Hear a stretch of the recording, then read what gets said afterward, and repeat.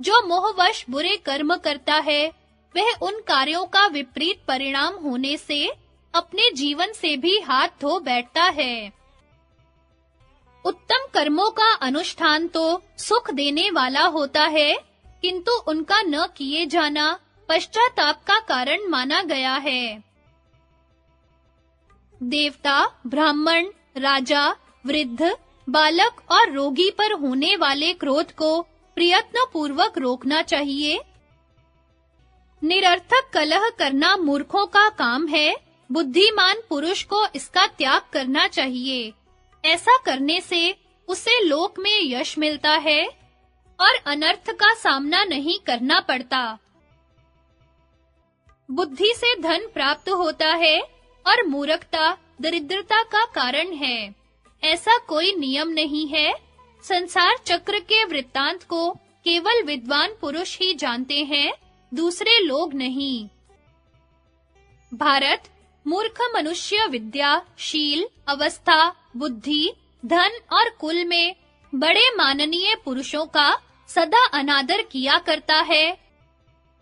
जिसका चरित्र निंदनीय है, जो मूर्ख, गुणों में दोष देखने वाला, अधार्मिक, बुरे वचन बोलने वाला और क्रोधी है, उसके ऊपर शीघ्र ही अनर्थ टूट पड़ते हैं। ठगई न करना, दान देना, बात पर कायम रहना और अच्छी तरह कही हुई हित की बात, ये सब संपूर्ण भूतों को अपना बना लेते हैं। धैर्य, मनोनिग्रह, इंद्रिय संयम, पवित्रता, दया, कोमल वाणी और मित्र से द्रोह न करना, ये सब बातें लक्ष्मी को बढ़ाने वाली हैं। जो स्वयं दोषी होकर भी निर्दोष आत्मीय व्यक्ति को कुपित करता है, वह सर्पयुक्त घर में रहने वाले मनुष्य की भांति रात में सुख से नहीं सो सकता। भारत, जिनके ऊपर दोषारोपण करने से योग और क्षेत्र में बाधा आती हो, उन लोगों को देवता की भांति सदा प्रसन्न रखना चाहिए। जो धन आदि पदार्थ स्त्री, प्रमादी, पतित और नीच पुरुषों के हाथ में सौंप दिए जाते हैं, वे संशय में पड़ जाते हैं। जो लोग जितना आवश्यक है उतने ही काम में लगे रहते हैं, अधिक में हाथ नहीं डालते, उन्हें मैं पंडित मानता हूँ, क्योंकि अधिक में हाथ डालना संघर्ष का कारण होता है। जुआरी जिसकी तारीफ करते हैं, चारण जिसकी प्रशंसा का गान करते हैं, वेश्याएं जिसकी बढ़ाई किया करती हैं, वह मनुष्य जीता ही मुर्दे के समान है। बुद्धिमान पुरुष की बुराई करके इस विश्वास पर निश्चिंत न रहें कि मैं दूर हूँ। बुद्धिमान की बाहें बहुत लंबी होती हैं, सताया जाने पर वह उन्हीं बाहों से बदला लेता है। जो विश्वास का पात्र नहीं है, उसका तो विश्वास करे ही नहीं, किंतु जो विश्वास पात्र है, उस पर भी अधिक विश्वास न करें।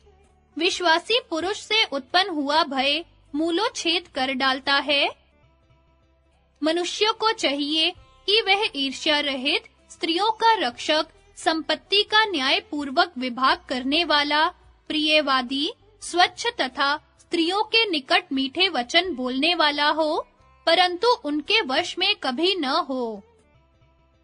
स्त्रियां घर की लक्ष्मी कही गई हैं, ये अत्यंत सौभाग्यशालिनी, पूजा के योग्य, पवित्र तथा घर की शोभा है, अतः इनकी विशेष रूप से रक्षा करनी चाहिए।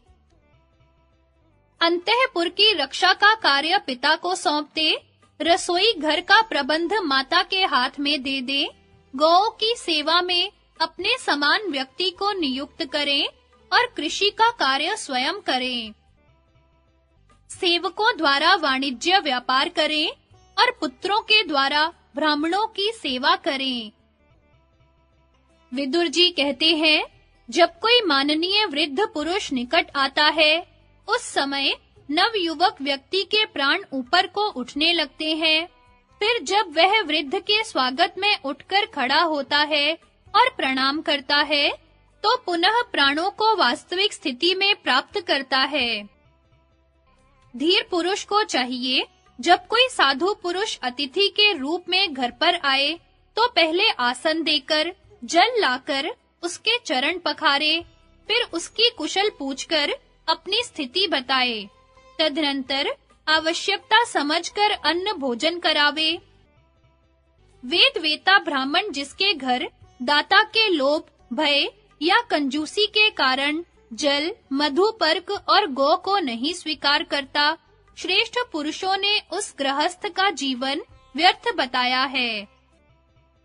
वैद, चीरफाड़ करने वाला, ब्रह्मचर्य से भ्रष्ट, चोर, क्रूर, शराबी, गर्भ हत्यारा, सेनाजीवी और वेद विक्रेता ये यद्यपि पैर धोने के योग्य नहीं है, तथापि यदि अतिथि होकर आए तो विशेष प्रिय यानी आदर के योग्य होते हैं।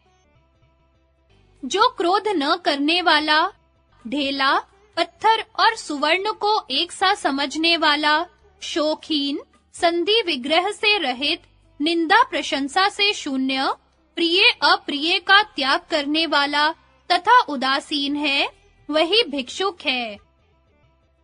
जो निवार, कंदमूल, इंगुद और साग खाकर निर्वाह करता है, मन को वश में रखता है, अग्निहोत्र करता है, वन में रहकर भी अतिथि सेवा में सदा सावधान रहता है, वही पुण्यात्मा तपस्वी श्रेष्ठ माना गया है। जल से अग्नि, ब्राह्मण से क्षत्रिय और पत्थर से लोहा पैदा हुआ है। इनका तेज सर्वत्र व्याप्त होने पर भी अपने उत्पत्ति स्थान में शांत हो जाता है। अच्छे कुल में उत्पन्न, अग्नि के समान तेजस्वी, क्षमाशील और विकार शून्य संत पुरुष सदा काष्ठ में अग्नि की भांति शांत भाव से स्थित रहते हैं। जैसे वेदों को पढ़े बिना ब्राह्मण श्राद्ध का अधिकारी नहीं होता, उसी प्रकार संधि, विग्रह, यान, आसन, द्वैधी भाव और समाश्रय नामक 6 गुणों को जाने बिना कोई गुप्त मंत्रणा सुनने का अधिकारी नहीं होता। जिसके क्रोध और हर्ष व्यर्थ नहीं जाते, जो आवश्यक कार्यों की स्वयं देखभाल करता है और खजाने की भी स्वयं जानकारी रखता है, उसकी पृथ्वी पर्याप्त धन देने वाली ही होती है।